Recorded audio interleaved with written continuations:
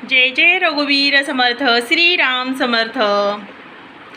समर्थाची या सेवका वक्रप आहे, असा सर्व भूमंडळी कोण आहे विचारे तुझी तूच शोधून पाहे. अहंतावणी काय झालेले आहेत, ब्रह्म राक्षस झालेले आहेत. बरोबर आहे.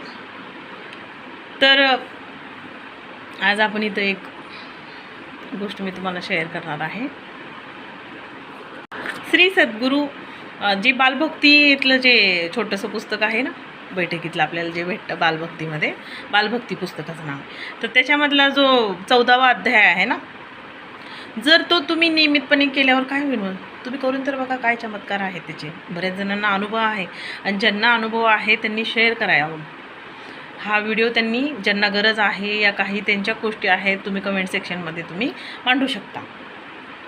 नाही ताई तुम्ही असं सांगताय, ताई तुम्ही तसं सांगता. मला जेवढं मला जमते मी तेवढं सांगायचा प्रयत्न करते. माझं एवढं सांगण्याचं तात्पर्य आहे की जे सद्गुरूंचे दास आहे, सद्गुरूंच्या बैठकी करत होते किंवा त्यांनी सोडून दिलेले आहेत, तर त्यांनी परत नव्याने सद्गुरूंची बैठकीला जावं. किंवा ऑनलाईन जे लोक आजकाल हे सांगतात, जे श्रवण करून घ्या तुम्ही, आणि अशा पद्धतीने तुमचा संसार बघा किती नेटका होऊन जाईल. आणि तुमचं जे मन जे इकडं तिकडं मन कसं पळतं आपलं इकडं तिकडं, ते काय होईल, एकत्र येईल. बरोबर आहे ना. विचार कमी होतील. आणि रोज कमीत कमी तुम्हाला 7 भागाची उपासना नाही झाली ना, तर 14वा अध्याय वाचा. 14व्या अध्यायाचं खूप महत्त्व आहे. स्वारींना काय पाहिजे हो, काही नाही पाहिजे आपल्याकडून.